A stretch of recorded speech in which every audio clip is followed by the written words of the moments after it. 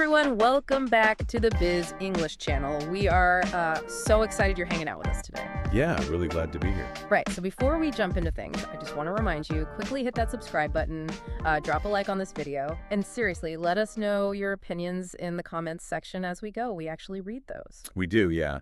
It is always fun to see what you guys think about these topics. Exactly. So today we have a really fun mission. We are going to deconstruct the anatomy of a perfect job interview. Because, when you think about being evaluated, usually you expect this totally clear grading rubric, right? You like taking a math test or something. Yeah, exactly. You solve for X, and there is one objectively correct answer waiting at the bottom of the page. You either get it right or you don't. But the corporate interview is, it's just a completely different beast. It really is. Suddenly that clear-cut rubric is just thrown completely out the window. It is super subjective, largely invisible, and honestly, sometimes incredibly murky. You aren't solving for X anymore. You're trying to solve for human psychology. Yeah, and bias. And, the hiring manager's own unstated anxieties. It is this high-stakes, unscripted performance. The person across the table is grading you on criteria they might not even consciously realize they are applying. Which is terrifying, honestly. Oh, absolutely. Because they are looking for risk mitigation just as much as they are looking for talent, which is exactly what we are decoding today. Right. We want to explore exactly how top-tier professionals navigate the absolute toughest, most sweat-inducing questions out there so you can establish your value, handle those crisis management questions on the fly, and ultimately just grab your ideal career. Because a truly great interview is, it's never just a recitation of your resume. Yeah. Anyone can read bullet points off a piece of paper. Yeah. I mean, they already read your resume anyway. That's why you were in the room. Exactly. The candidates who actually secure the most competitive roles are the ones who understand how to craft a compelling, airtight narrative. Okay, so let's get into the setup. Before you can impress a hiring manager with your problem-solving skills, you first have to prove you actually belong in their ecosystem. You have to nail that first impression. Right. And that always starts with the most universally dreaded prompt in interview history. Tell me about yourself.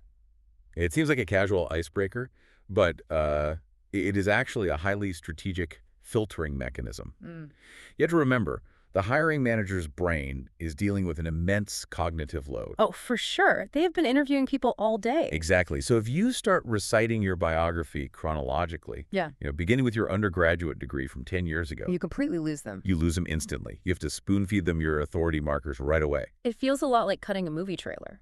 Like when a studio wants you to commit to a 2-hour film, they don't show you the slow character development in the commercial. Right. They show the explosions, the climax, the absolute best hooks that compel you to buy a ticket. So you have to anchor your background with highly specific, relevant milestones right out of the gate. You lead with the heavy hitters. You confidently state that you hold a master's in business management, or, you highlight a decade of project management experience in the tech industry. So you are basically planting flags in the ground. Yeah, you establish yourself as a seasoned professional within the first 15 seconds. That lets you bypass their initial skepticism and just immediately forces them to view you as a peer. Okay, so once that baseline of authority is established, the conversation inevitably pivots to why us? Yes, the classic, why do you want to work here? Right.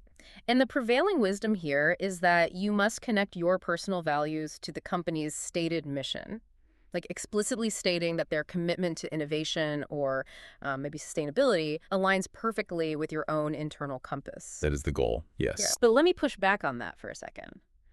If I am sitting down in a cutthroat, bottom-line-driven finance interview, and I start waxing poetic about my deep personal commitment to corporate sustainability, one, I just look incredibly naive. That is a fair point. Like, won't it sound like I'm just giving a heavily rehearsed, overly idealistic pageant answer? Well, if it's executed poorly, yeah, it can definitely come across as pandering. But the mechanism behind the why us question isn't really about altruism. What is it about then? It's about alignment and retention. Hiring is an incredibly expensive, time-consuming process.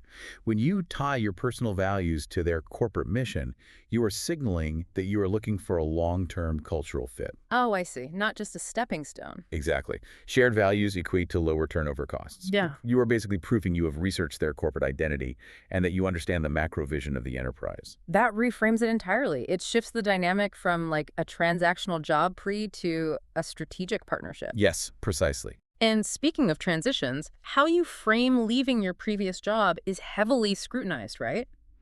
The golden rule is you never, ever speak poorly of a former employer. Never. You frame the transition as a pull toward their company, like you're actively seeking new challenges and professional growth rather than a push away from your old boss. Because you are demonstrating emotional regulation. Right. If you spend the interview airing grievances about your last department, the interviewer subconsciously maps that negativity onto how you will behave in their department. Yeah, nobody wants to hire a complainer. Framing it as a pursuit of growth sets a tone of ambition.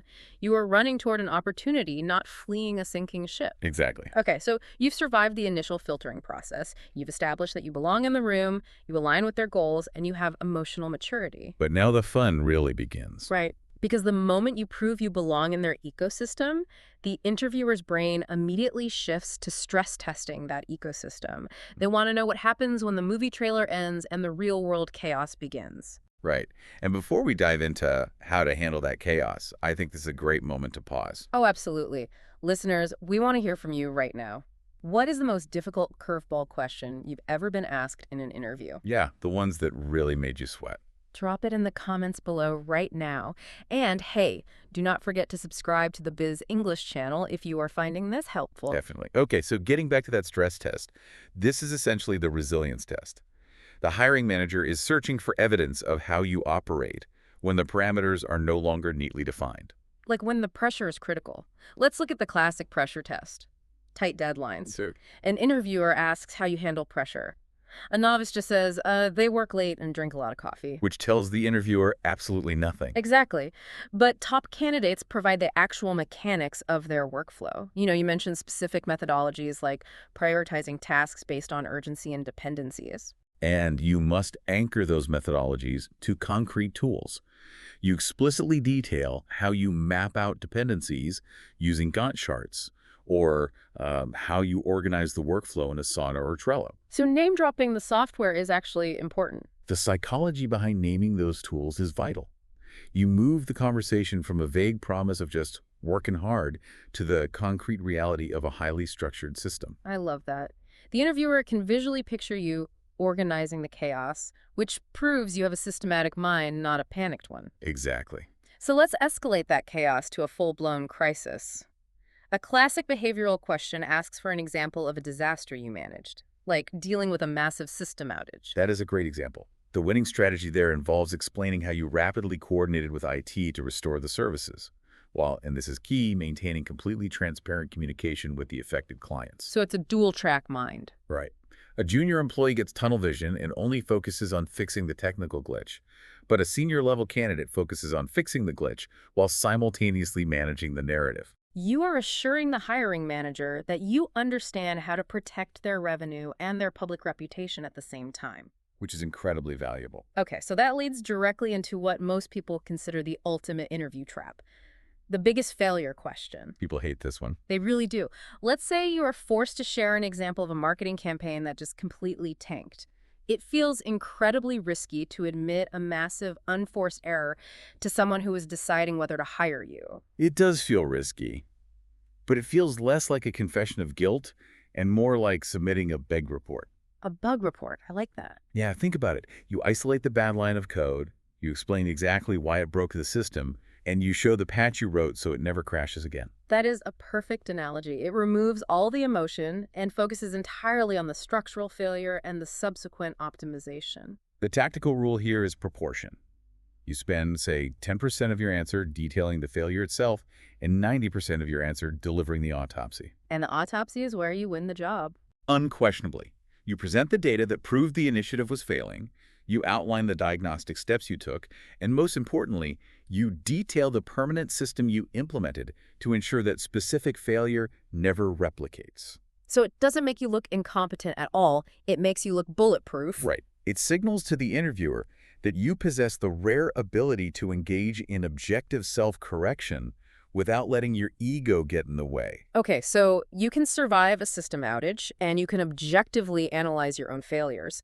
But an interviewer's brain will naturally follow the thread of causality, right? Always. Once you prove you can handle a technical crisis, the very next question they ask themselves is, okay, but did this candidate alienate their entire team while putting out that fire? Because business is ultimately just a collection of human beings trying to work together. Right.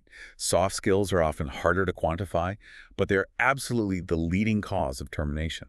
Which brings us to the people puzzle. You have to prove you have the emotional intelligence to navigate conflict. And before we get into the nitty-gritty of conflict resolution, guys, how do you handle disagreements with your coworkers? Let us know your strategies in the comments right now.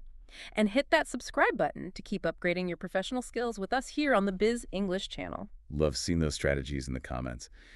So when discussing conflict resolution in an interview, the baseline expectation is that you don't act like a dictator, right? Obviously. You explain how you mediate disputes by facilitating open communication and finding compromises that satisfy both parties. But the true test of management is how you handle underperformers. Oh, that is a tough one. It is. The strategy here is addressing those issues promptly with constructive feedback, offering support, and setting concrete improvement plans. So focusing on the how and why of that improvement plan is critical. Yes. By explaining that you implement a highly structured, measurable timeline for an underperforming employee, you signal to the hiring manager that you remove emotional bias from your management style. You manage based on metrics, not moods. Exactly. And from a corporate perspective, this is vital because it protects the company from HR liabilities. You are showing them you followed due process. That structured approach naturally bleeds into how you lead diverse teams, too.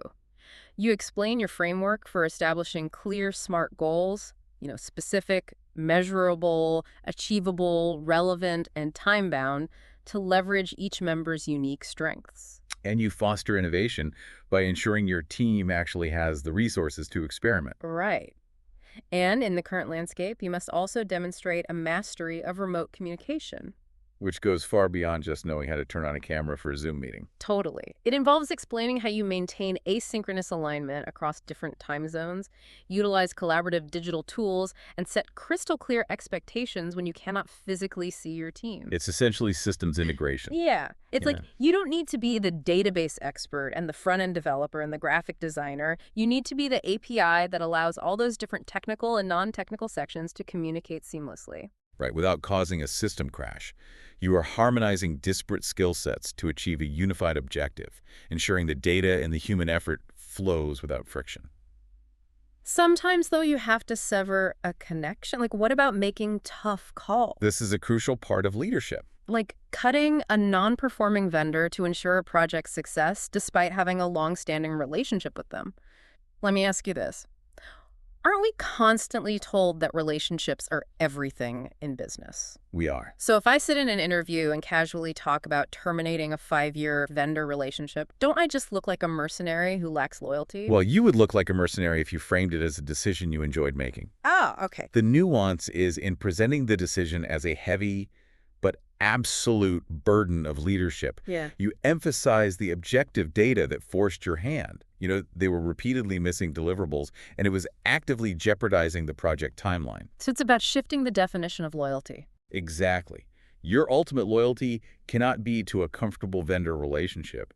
It must be a fiduciary duty to your team's success and the company's bottom line. Discussing it this way proves you have the fortitude to prioritize the health of the business over your own personal comfort. And that is a very rare executive trait. Wow. Okay. So you've established you won't get the company sued, you can navigate an interpersonal crisis, and you have the stomach for tough decisions. Right. But soft skills in crisis management only go so far if they don't ultimately impact the bottom line. Exactly. The absolute best defense against the inherent subjectivity of a job interview is objective data. Which brings us to the metrics. Yes. Adjectives are entirely subjective. If you say you made a process faster or better, The interviewer basically just have to take your word for it. But percentages and raw numbers are undeniable facts. They instantly change the power dynamic in the room. You have to provide the receipts. Definitely. Instead of just claiming you streamlined a system, you state that you reduced data entry time by 50%. Or you detail how you spearheaded a marketing campaign that increased client engagement by 30%. Or how you led a product launch that boosted sales by 25% in a single quarter. When you drop specific, verifiable metrics into the conversation, you transition from making promises to providing historical proof of your competence. But, historical proof isn't quite enough to secure a long-term future. You also have to demonstrate a mindset of continuous improvement. Oh, right. Like showing how you stay updated on industry trends through conferences, online courses, and professional networks. You are signaling that your knowledge base is not static. You are positioning yourself as an appreciating asset. The skills they are buying today will multiply, meaning your intrinsic value to their organization will only grow over time. That is such a powerful way to frame it. Okay, then we reach the grand finale. The end of the interview. The interviewer looks at you, closes their notebook, and asks, "Do you have any questions for us?" This is the moment you completely flip the script. Right. You don't ask about the remote work policy or the lunch schedule. You inquire about internal team dynamics. You ask them to define the key performance indicators, the KPIs, for the specific role. You ask about professional development pathways. It is a massive psychological pivot. You are taking control of the final impression. But, okay, let me push back on the reality of that moment for a second. By minute 55 of an hour-long interview, the hiring manager is likely exhausted. Oh, completely. They are mentally checking their email or thinking about what they want for lunch. If I start intensely probing into high-level KPIs and team dynamics as they are trying to wrap up, am I not just prolonging their suffering and risking being an annoyance? Look, interview fatigue is a very real phenomenon. Yeah. However, asking those specific high-level strategic questions acts as a cognitive jolt.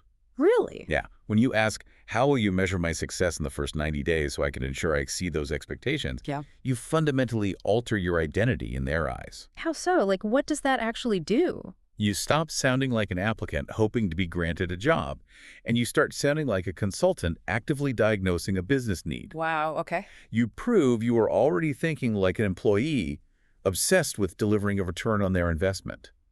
That level of strategic foresight instantly re-engages an exhausted hiring manager because it is just incredibly rare. So to pull all these threads together, a perfect interview is really a masterclass in strategic narrative and risk mitigation. Absolutely. It begins by bypassing cognitive load with immediate authority markers and aligning your personal values with their corporate mission to signal long-term retention. And it requires demonstrating structural resilience. You prove you manage chaos not with panic, but with systems like Asana or Gantt charts. You prove you can analyze your own failures objectively, treating them like a bug in a system rather than a personal defeat. It demands showing emotional intelligence by managing underperformers with measurable timelines to protect the company, while possessing the executive fortitude to make harsh, data-driven decisions when necessary. And finally, you cement all of those behavioral claims with undeniable, quantifiable metrics, ending the conversation by diagnosing their needs as a peer. That is brilliant. Stepping back to look at the broader implications of all this, there is a concept worth mulling over long after this discussion ends. What's that? Think about the daily, seemingly mundane tasks you are executing at your current job right now. Are you simply putting your head down and clearing your inbox? Or are you actively aligning every single task with a larger strategic objective? That is a great question. Because if you begin applying that framework today, you aren't just doing the work. You're actively engineering the undeniable, quantifiable narrative that you will present in your next high-stakes interview. You are basically gathering the raw data for your next movie trailer right now. That is a phenomenal perspective to close on. Thanks. Well, thank you guys so much for joining us on this deep dive into the anatomy of the perfect interview on the Biz English channel. We really hope this breakdown gives you the structural tools and the psychological insights to navigate your next career move with absolute precision. Good luck out there. And one last reminder, if you got value out of this, please make sure to subscribe to the channel, hit that like button, and leave your final thoughts in the comments section. We will see you all next time.